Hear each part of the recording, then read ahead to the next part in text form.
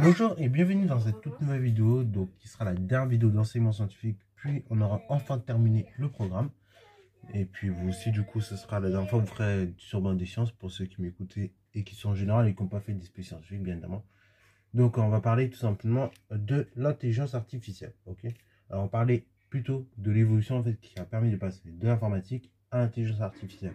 Parce qu'aujourd'hui, vous avez par exemple, aujourd'hui, quand vous allez sur Snapchat, et ben vous avez My All là, ce truc là. Donc c'est une intelligence artificielle, concrètement. C'est-à-dire que vous posez n'importe quelle question en théorie, c'est un peu comme ChatGPT, il a la réponse à tout, en théorie. Par exemple, même si vous n'avez pas mis votre localisation sur Snap, il est capable de vous détecter le McDo le plus proche. Bon, voilà, tout ça c'est de l'intelligence artificielle.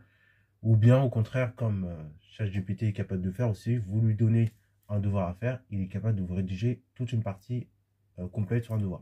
Exemple, vous lui dites c'est quoi le bonheur, rédigez-moi une dissertation sur le bonheur, il est capable de vous le faire. Bah ça c'est lié au fait que c'est une intelligence artificielle. Bon, fermeture de l'introduction, c'était juste pour vous introduire un peu au sujet, pour que vous voyez un peu dans quel décor on va se lancer. Et donc dans un premier temps, on va s'intéresser à l'ordinateur, à son origine ainsi que à son fonctionnement. Donc bon, on va faire un peu d'histoire quand même d'informatique, même si bon, du coup là, c'était pas, enfin c'est pas trop l'objet, mais bon, c'est quand même intéressant de voir l'histoire. Donc là, je vous préviens, ce chapitre-là, on sera plus, contrairement au chapitre précédent, on était plus sur de la géo et des maths. Là, on va être plus sur des maths et de l'informatique, ok? Bravo. Donc du coup, bah, c'est parti mon cliquer, histoire concernant l'ordinateur. Donc on est en 1938 et donc on a Alan Turing qui va proposer donc un concept théorique donc d'une machine universelle. Ok. Alors 1936 pour donner un ordre d'idée, c'est 3 ans avant la Seconde Guerre mondiale. Donc vous voyez, on avait quand même des bonnes idées. En 1945, donc ces travaux lui permettent donc vont permettre grâce à des chercheurs comme John von Neumann de créer donc les premiers ordinateurs. Ceux-ci donc sont constitués d'au moins une mémoire et un processeur. La mémoire, bah, du coup, c'est ce qui va permettre à l'ordinateur de garder bah, tout simplement les données qui seront saisies. Et le processeur, c'est justement bah, ce qui va permettre d'effectuer les calculs nécessaires pour aboutir, ne serait-ce qu'à l'ouverture de l'ordinateur ou à faire des recherches. Même si au départ, les ordinateurs, il n'y avait pas Internet dessus, justement. Par la suite, donc, les ordinateurs, ils ont évolué. Ok, ils ont beaucoup évolué, de sorte à maintenant être capable d'utiliser de langages de haut niveau, ok, tels que Scratch, Python ou C++, ou Nota++, ou tout plein d'autres logiciels que vous connaissez. Certains programmes, d'ailleurs, peuvent pouvoir atteindre ici des millions de lignes. La présence d'erreurs, appelées donc des bugs ou bugs, est inévitable. Et donc, des techniques ainsi sont développées pour les déceler ou les corriger. Par exemple, si vous avez fait du Python en seconde, c'est un truc, ça m'énervait beaucoup, mais en fait, ce qui se passait, c'est que tout simplement, et bah, quand vous saisissez une donnée, vous saisissez un programme et que c'était faux, et bah, très souvent, et bah, le programme, il vous met que c'est faux, et vous dit pas pourquoi. Et donc, l'idée maintenant, au cours du temps, c'est de développer des techniques pour tout simplement bah, essayer de comprendre pourquoi c'est faux. Ok. Donc maintenant, je crois que plutôt il indique pourquoi c'est faux, mais au départ, c'était pas le cas. Ok. Quand j'utilisais Odoo, je sais que c'était pas vraiment le cas. Bon, après, pour le reste, du coup, donc maintenant, concernant les ordinateurs, bah, tout simplement, il faut savoir, bon, là, je pense que vous savez autant que moi, mais vous avez différents types de fichiers maintenant. Et on peut le traiter différents formats de fichiers, tels que des images, du son ou de la vidéo. Et donc, ces fichiers, ces données, donc, on les range dans des fichiers, donc avec leur nom, et en plus, en fonction de leur nom, on peut leur rajouter ce qu'on appelle une extension. Donc, une extension, bah, c'est tout simplement la façon dont vous allez pouvoir ouvrir votre fichier. Exemple, si vous mettez GGB, bah, ça veut dire que c'est un fichier qui s'ouvre avec GeoGebra. Ou on va rester sur des choses un peu plus classiques. Si on met ODT, bah, c'est un fichier qui va s'ouvrir seulement sur Word ou sur OpenOffice. Ok, c'est un traitement texte. Si vous avez donc, par exemple, pour les extensions, si vous avez ODF, voilà, vous savez plus que c'est un fichier, c'est une présentation que vous allez avoir à ouvrir. Ok. Et si vous avez donc exe, là c'est plus un fichier d'exécution d'installation. Ok. Bon, et après vous avez tout plein d'autres extensions possibles. Et donc en fait, cette extension permet de caractériser en clair aussi le contenu du fichier, tout simplement. Et donc les fichiers qui sont exécutables, tout simplement, vont contenir donc des programmes qui peuvent tout simplement être exécutés par l'ordinateur à leur ouverture.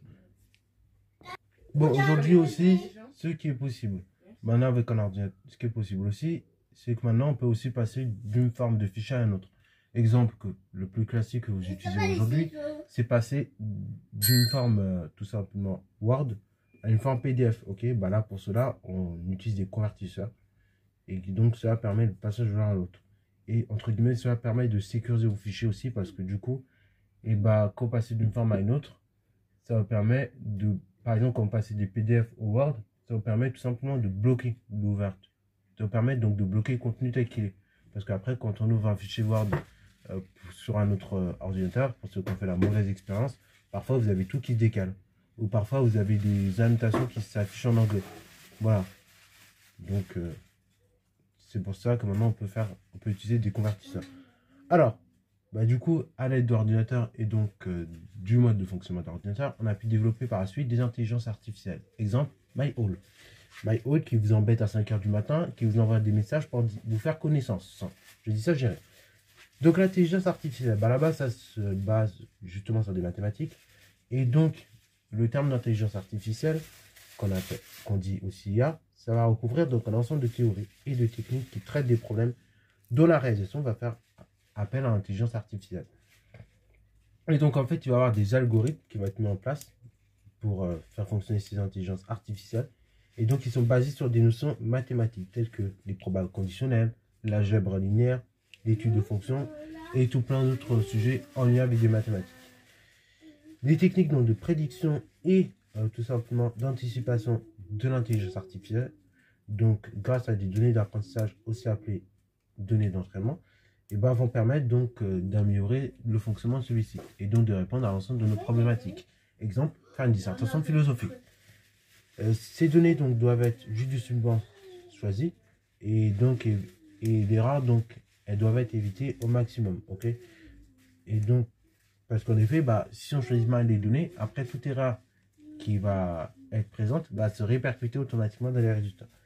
Alors, cependant, donc, l'intelligence artificielle, comme tout plein de choses, exemple les vaccins, va devoir respecter une chose extrêmement importante qu'on appelle l'éthique.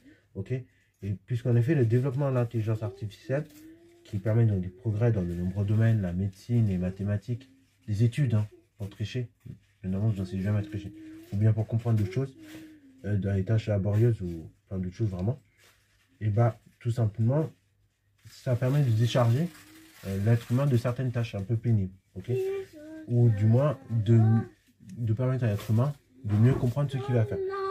Ainsi, donc ces progrès vont aller de pair avec des questions éthiques telles que, tout simplement, est-ce qu'une machine va vraiment faire le travail de l'homme, ok, ou est-ce que tout simplement cette machine peut prendre vraiment une décision et quelles seront les conséquences de la décision. Exemple concret, la voiture électrique et donc la voiture automatique. La voiture automatique, on se pose vraiment la question, est-ce que si une voiture automatique va croiser une voiture conduite par un conducteur qui fait n'importe quoi, quelle décision qu'il va prendre? Est-ce que ce sera la plus judicieuse?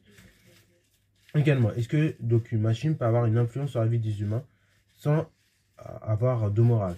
Quelles sont les implications de la collecte systématique des données? Est-ce que ça en vendu? Enfin bref, ça pose énormément de questions à l'intelligence artificielle. Et donc c'est pour ça que tout ça, ça doit être contrôlé par des règles éthiques. Ok, des règles éthiques qui sont assez, qui découlent de toi, ok, afin de permettre le bon fonctionnement ou le meilleur fonctionnement de cette intelligence artificielle. Et c'est pour ça d'ailleurs que par exemple si vous dites à MyHall des trop grosses bêtises, et ben il peut vous arriver des dingueries. C'est pour ça, ne confiez pas vos relations amoureuses à ce genre d'intelligence artificielle. Parce que vous ne savez pas ce qu'il peut vous produire. Bon, fermez sur la parenthèse. Mais tout ça pour conclure que oui, l'intelligence artificielle aussi pose beaucoup de questions. Et pas que des avantages. Voilà, donc c'est tout pour cette vidéo. J'espère qu'elle t'a plu. Donc c'est la dernière vidéo d'enseignement scientifique. Donc après, c'est terminé pour vous. Terminé pour moi, ou presque. Donc j'espère qu'elle t'a plu. Si c'est le cas, n'hésitez pas à la liker, commenter et bon instant en mathématiques et en sciences.